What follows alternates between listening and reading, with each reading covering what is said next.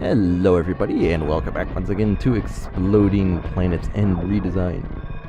And now that Mother Brain is defeated again, it's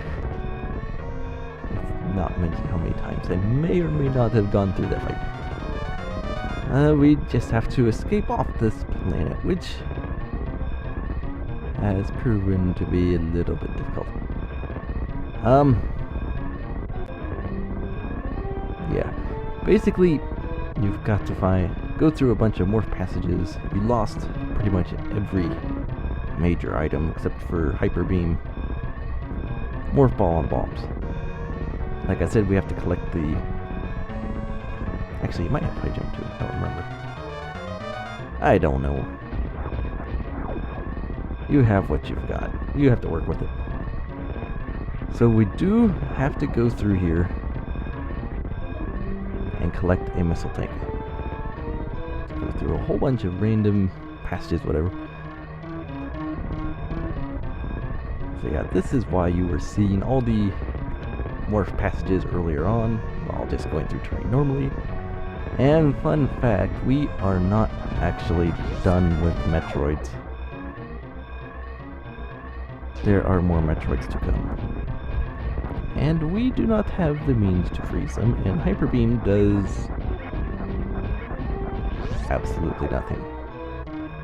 Absolutely nothing, which is just wonderful. So, some of the interesting things about the whole escape here, though, besides the Metroids, and a whole bunch of morph passages, and a bunch of terrain we didn't go through before. First playing it, oh, here's our missile. And remember, don't waste a single shot, or you are in real trouble. Stupid pirate jumping in my face. Conveniently, one door is right here. So all you have to do is not waste another shot until you need it again, because you will need it again. So yeah, some of the interesting things about this is it's super long. It's super long. No other escape is close to this length. Pantheon is the only other one with I can think of that has an really long escape. Maybe Ice Metal, but I think Ice Metal's a little bit shorter. But yeah, when you're playing it, or when I was playing it the first time, I finally got through terrain with death traps and Metroids and whatnot. Then you beat Mother Brain. Then when that's over, of course you're expecting a timer, and you get one. I just was not really expecting 25 minutes to escape. Now that actually is a bit misleading, because it gives you plenty of time to look around and kind of goof up a few times, or more than a few times. Oh yeah, just jump up there. Yeah, it's very, very panic-inducing, I would say. It's not, and the length is it's actually like there's a couple different kinds of like panic-inducing escapes. On this end of the spectrum is this really long thing. It's like, oh my goodness, really? Is it that long? And it's like you have to get prepared for mentally draining, super long escape. It's like, oh my goodness, really? You just went through all this and now you have this. And on top of that, there's death pits later on, which I may or may not have been having fun swimming in. Those are super annoying because they come later. They're not early in the escape. They're later in the escape, so if you get caught in one and die, you have to start all over again from the beginning. If you have those, they're best. Like, I don't mind them, the planet is exploding. The thing is, they would be best early on. Because that way the player hasn't gone through much, they don't have to do too much to get back to that point. With where they're at in Redesign here, it's kind of annoying just because there's later. So you have to go through quite a lot to even get there, because I haven't got to him yet.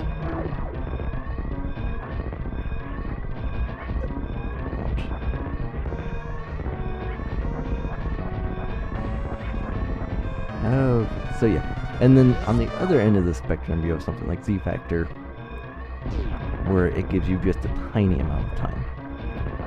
Now, with a smaller amount of... you can do things with smaller amount of time. You could do things with either one, smaller length of time, longer length of time, that the other one, you just can't do. Or I should say you have more freedom to do them, whereas with the other one, you would be not very smart to do them. Like with smaller ones, you can make the timing really tight, because the player doesn't have to go through a whole bunch.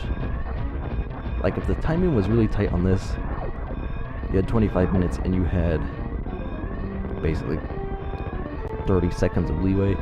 It's very easy to lose 30 seconds in 25 minutes. It's the same way with 2 minutes, you could lose 30 seconds there, you could lose 10 seconds there in 2 minutes, but you're not making the player go through a ton more stuff to get to that point, so that makes it a little bit easier and more acceptable to do there. With a really long timer, a super tight time is just a no-no. I mean, if you had 25 minutes and even a minute of leeway in there, again, it is just like I'm doing now. There you go. It would be very easy to lose a minute just because you're bomb jumping in here, so those are something you can't do. Now with the short escape, it's more like a sudden panic. You have to get out like right away. You have to get a move on or whatever. A longer escape, you kind of feel the same way. I'll move, stupid thing. I mean, obviously the planet's exploding, so you like get a move on and whatnot.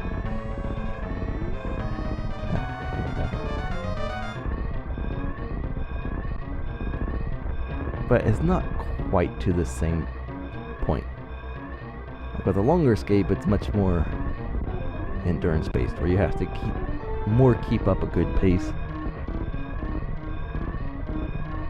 I mean, it's not a flurry of just panic running everywhere. And most of this so far, I've been at Morphball, so there's absolutely no running.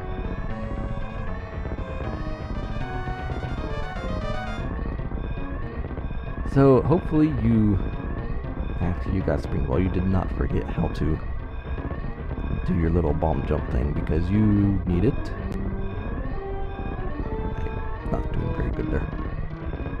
The double bomb jump thing, you will be using that a lot in here, as you can see. Yeah. Otherwise, once you get out of terrain, it's a few rooms with... oh, hi, Metroid. If you get out alive, thanks to...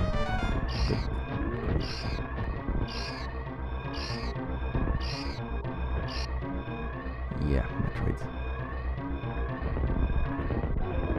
Hi there. Thankfully, Metroids get pushed around by your beams, so that's always good. Use that to your advantage. And this. I really don't know why that's in there. I mean, sure, there's these other enemies and whatnot, but that's the elevator we need. But they don't really do that much damage, so...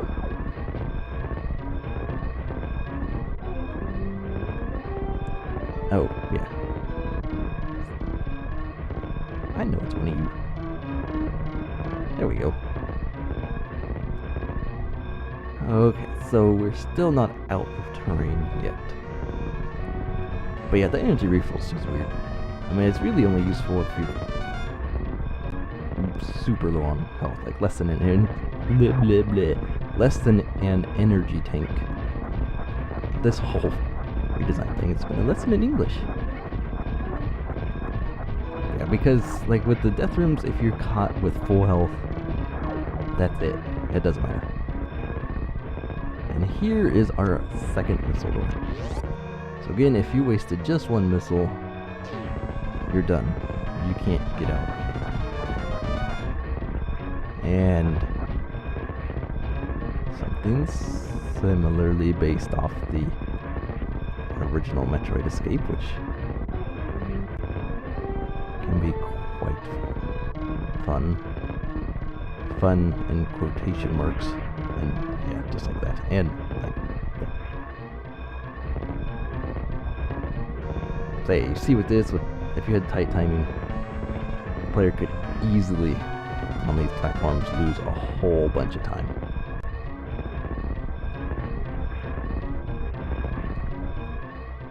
And they get even smaller because why not? That is not going to hit me. This. Oh my goodness. I am doing so well right now. But yeah, like I said, there is plenty of time to goof around. I mean, obviously you want to keep moving and advancing, but that kind of involves getting up there.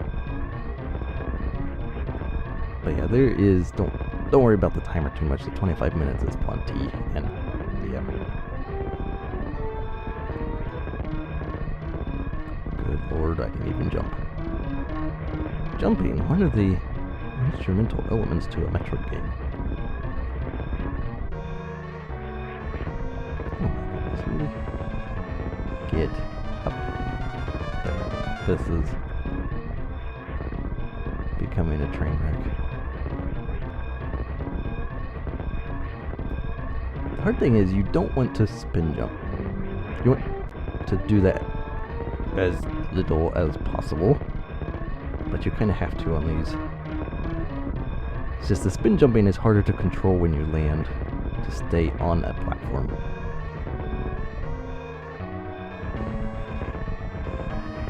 Here we go. See, thankfully, it's really just that one little section of those small platforms, and he's got all these, so if you fall, you're bound to hit something much bigger. So, ouch. Thank you, little puffy air thing. Okay.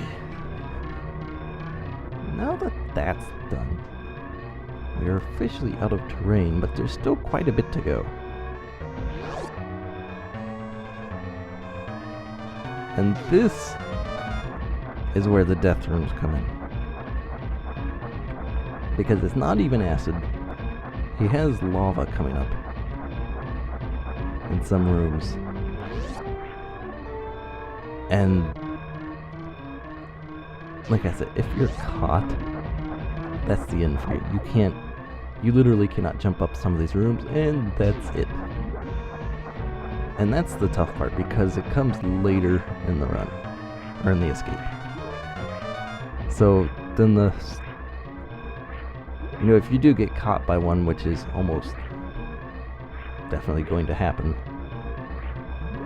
because you're not sure where to go your first time through, then it's just like, do I really want to go back through all that again to get there?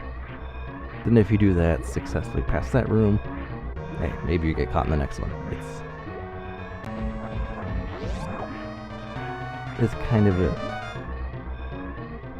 disappointing thing to be 13 minutes into an escape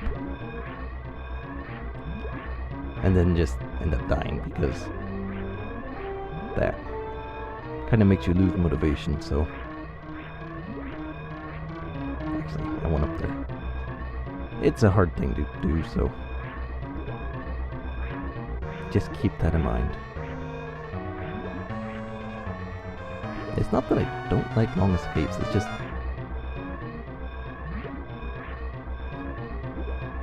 it's like there's a certain level. Once you reach a certain point, something should no longer be an option, and it's much better. It's like once you say, okay, the player's passed here, Get out of the water. And now be careful for death trap rooms. But yeah, you should kind of write yourself out a checklist or whatever. Say, okay, players past this point, death rooms no longer an option. It's either maybe death by an enemy or the timer runs out. And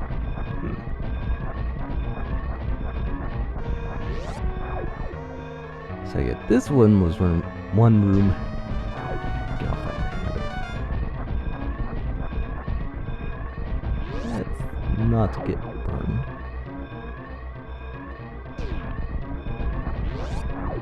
Falling in that pit is not a good idea either. So if that happens, you're unfortunately having a bad day. And that charge beam noise is still going.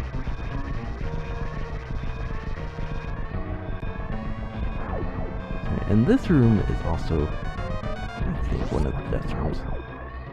Now, obviously, you do have to be pretty slow, but again, if it's your first time doing the escape, actually, this room might be one too. Maybe not. I mean, they're death rooms because they affect your jump height, and they make some jumps impossible. That's why some of these rooms have issues. And I forgot my previous thought. Oh well. Probably wasn't that important anyway. You stupid little air puff. Those air puffs can be deadly when trying to make jumps. Hi there, Lava. It's not nice to see you.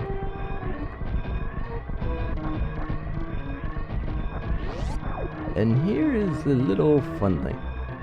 Drew did a whole bunch of really interesting panic-inducing stuff because this is the landing site.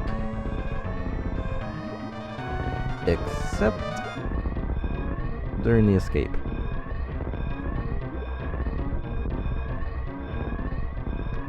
Get out of this water faster. Because what Drew did is he took the ship just for the escape and moved it. So you're running around, you think you know, you've been looking at the map trying to find ways. There's acid in here. But you've been looking at the map all this time, you're familiar with where your ship is, so you're spinning this whole escape trying to get back to your ship. You get there and the ship is gone.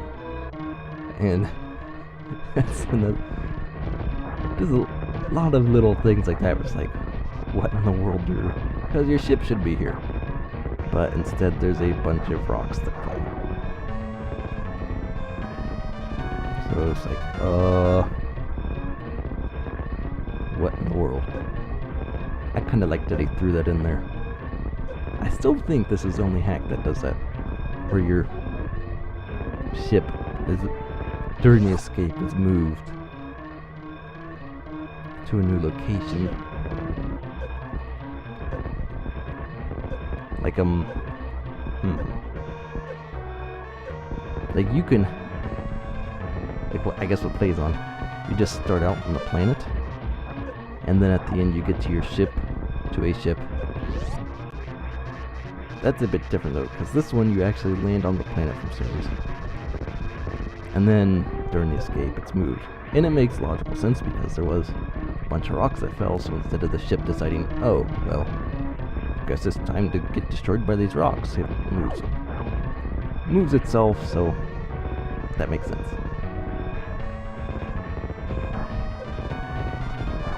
And it's not actually that hard to do. That was close. Because it's just room states, so in the one room state, the landing site, the exploding one, you would simply just get rid of the ship, and you'd obviously have the exploding room state in a different room, or in a series of different rooms, with the entire escape. Actually, never mind, that's not true. Get up there. You don't need a bunch of excuse me. Don't don't need a bunch of room states for an escape. Only for rooms where you have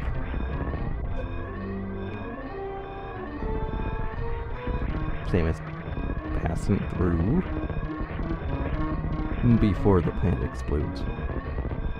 Otherwise, you just use rooms as one room state and save yourself the hassle of editing a couple room states. Oh, yeah. You can't pump running down.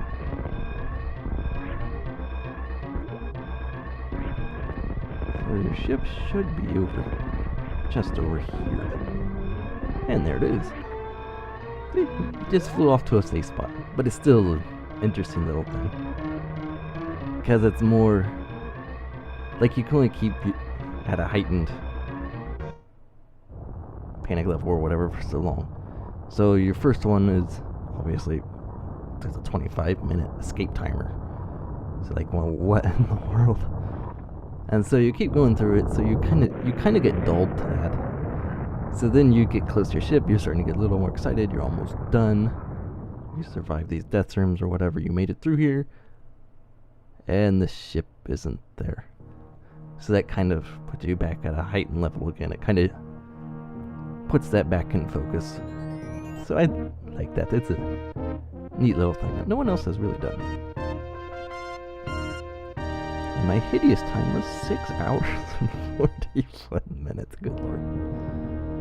So yes, that is Super Metroid Redesign. It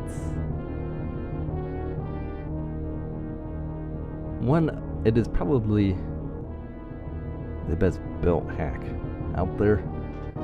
It is definitely one I would recommend you play through at least once. It does have some flaws, like the physics are love or hate.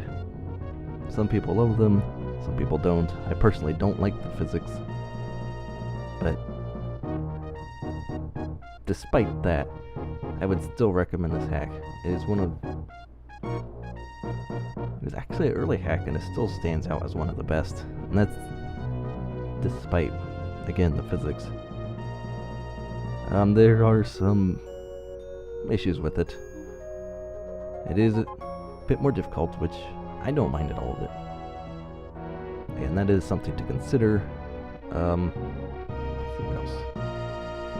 There are the death rooms during the escape. There's a bunch of secrets you have to find. Like the Chozo statue, guardian things. Which again, that's part of the stuff I really enjoyed about it, having to hunt those down. Look all over the place. Because that's kind of what I like to do. Is just look around and stuff, so that part I really liked. But again, it's one that I would definitely recommend playing at least once, just to experience it yourself. And make sure, like, if you ever think about making a hack, there are some really, really good ideas in here. And it might help, maybe with a little bit design-wise.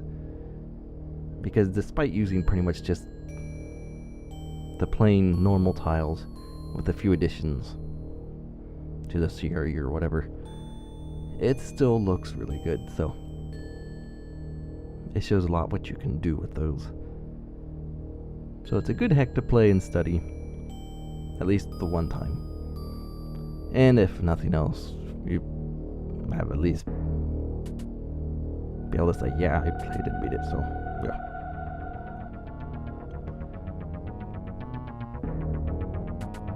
So, over 6 hours in. Why is she wearing sunglasses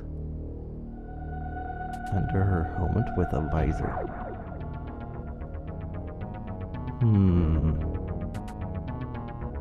That does not make sense.